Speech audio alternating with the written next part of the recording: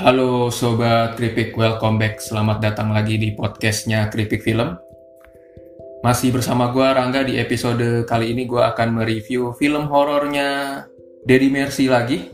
Film horor ketiga tahun ini, judulnya adalah Sosok Ketiga. Setelah Jin Kodam dan Pelet Tali Pocong tahun ini, ada Sosok Ketiga. Dari judulnya sih menarik, karena tidak berbau-bau horor lah ya. Tidak ada kata-kata setan, iblis, ataupun kutukan. Tapi kalau dilihat seksama nih, ada kata sosok di sana. Di situ kayaknya horornya. Karena sosok itu bisa berarti manusia ataupun sosok makhluk gaib. Well, setelah Jin Kodam, gua sebetulnya jadi lebih menunggu nih film-film selanjutnya dari Pak Deddy Mercy ketimbang film-filmnya Joko Anwar, Kimo, ataupun Timo. Apalagi jika film horornya Pak Deddy itu nantinya satu frekuensi antara sutradara, produser, dan juga penulis. Sama-sama mau menjadikan cerita sebagai raja dan menempatkan penampakan ataupun jump scare seperlunya aja lah. Apabila kompakan mau bercerita, hasilnya bisa dilihat kayak di Jin Kodam. Karena setelah melihat Sosok Ketiga, gue semakin yakin kalau Deddy Mercy itu sebetulnya ingin mengutamakan cerita di film-filmnya. Tapi sekali lagi tergantung dengan siapa dia membuat film. Kalau tidak kompak, ada pihak yang banyak mau ini dan itu, termasuk maunya penampakan lebih banyak, penampakan yang tidak perlu sebenarnya, maka produk jadinya akan kayak Sosok Ketiga ini. Atau lebih parah lagi, seperti Pelet Tali Pocong. Padahal Sosok Ketiga bisa dibilang memiliki potensi jadi horor keren kayak Jin Kodam, apabila diperlakukan dengan layak dan benar. Termasuk ketika melihat adegan pembuka yang melibatkan ritual pelet, tapi dengan production value yang menurut gue sih niat.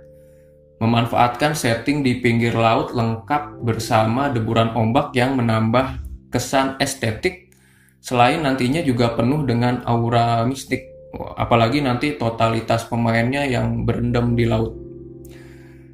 Dari openingnya, Sosok Ketiga sesungguhnya bisa dikembangkan jadi horor yang lebih menarik. Bukan sekedar horor yang semata-mata mengeksploitasi penampakan-penampakan yang generik. Gue tuh awalnya membayangkan film ini akan kayak Noktah Merah Perkawinan yang dilebur bersama Teluh Darah. Tapi sayangnya durasinya justru sesak oleh jump scare yang nggak perlu. Maka potensinya tadi perlahan-lahan jadi mati oleh karena kemunculan memedi. Padahal kalau saja Sosok Ketiga mau stay aja, mau fokus menceritakan misteri tentang siapa yang telah meneluh istri mudanya Samuel Rizal di sini, dan percaya dirilah dengan materi filmnya tanpa bergantung sama penampakan tidak jelas, tapi justru nantinya memaksimalkan peran karakter untuk menambah panas hawa konflik dan sekalian menggocek tuh karakternya, bisa menggocek penonton agar semakin digiring menjauh dari pelaku sebenarnya.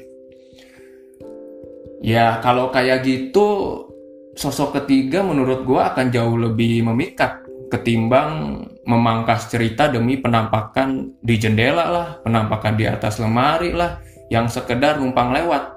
Sosok Ketiga jadi menyia-nyiakan tidak saja potensi horornya yang mengarah ke horor psikologis yang berlapis misteri bernuansa mistis, tapi juga menyia-nyiakan karakter di film yang bisa punya peranan lebih agar kita nantinya jadi makin simpatik misalnya ke protagonis, atau juga jadi makin berprasangka buruk dengan karakter-karakternya nanti, termasuk karakter ibunya, budenya Samuel Rizal di sini yang diperankan oleh Dewi Irawan. Tapi sekali lagi, karena Sosok Ketiga merasa setan-setanan itu lebih penting, termasuk penampakan yang bisa bikin stroke karakternya ya. Stroke sakit di sini, bukan stroke belanja. Serius, ada penampakan yang genjreng-genjreng sampai nanti karakternya itu sakit. Jadinya ya karena lebih mementingkan penampakan-penampakan, jadinya banyak elemen penceritaan yang terasa tidak utuh atau nggak matang karena waktunya habis untuk berbagi dengan penampakan setan di sana-sini. Bahkan motif karakter yang melakukan pelet pun agak samar-samar menurut gue. Belum lagi karakter yang dipersiapkan sebenarnya di sini untuk bikin kita semakin ragu-ragu siapa yang sebenarnya jahat. Fungsi karakter tersebut tidak maksimal dan dibiarkan jadi setengah matang lah, dibiarkan terburu-buru. Paling krusial sih karakter yang terlalu tiba-tiba dijadikan dalang pelaku santet. Walaupun sebetulnya gue udah tahu nih si ini nih yang jahat, tapi transisi dari baik ke jahatnya itu terasa instan.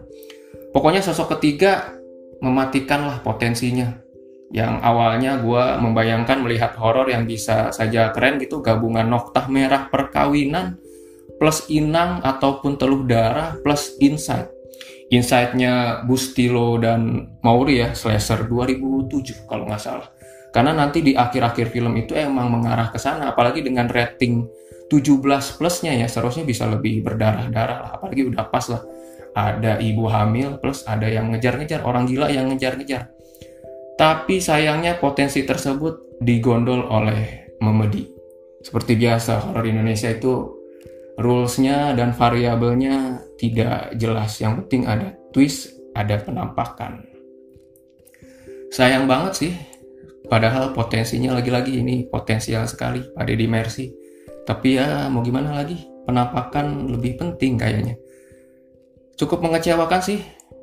Secara keseluruhan gue ngasih 2,5 bungkus keripik. Jelek tapi ya memang tidak jelek-jelek amat ya, mengecewakan. Thank you yang udah mau mendengarkan podcast Keripik Film di review sosok ketiga. Jangan lupa follow Keripik Film di Spotify dan subscribe juga Keripik Film di YouTube. Sampai ketemu di review selanjutnya di episode podcast Keripik Film berikutnya. Gua Rangga, thank you. Ciao, bye-bye.